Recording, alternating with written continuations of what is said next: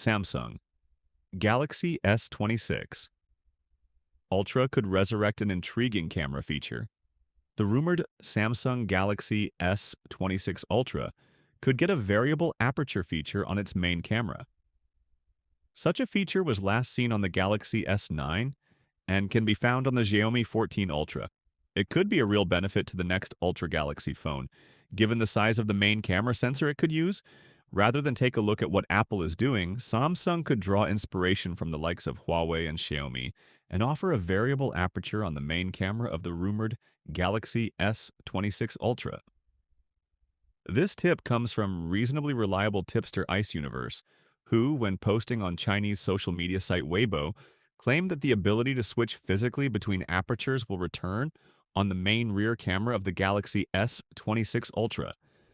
Such a feature was last seen on the Galaxy S9, which could switch between f1.5 and f2.4 to adjust the lens opening depending on lighting conditions.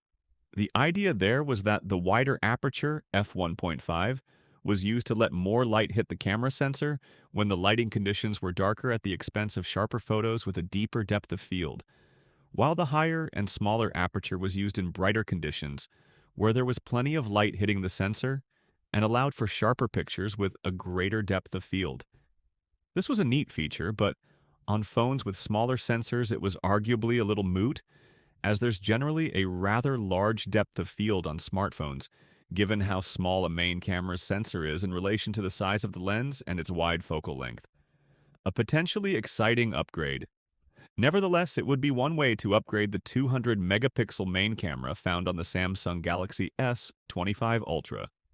And given recent Ultra models in the Galaxy S series have larger sensors than a lot of older Galaxy phones, greater aperture control could be more noticeable.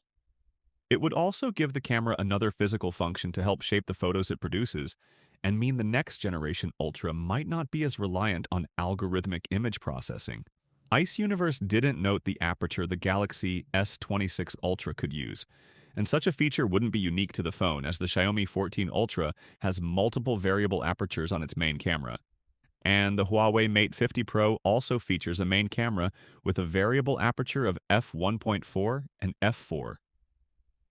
In our Xiaomi 14 Ultra review, tester Paul Hatton waxed lyrical about the quality of the phone's camera and its apertures, so it would seem like a feature Samsung would be smart to copy.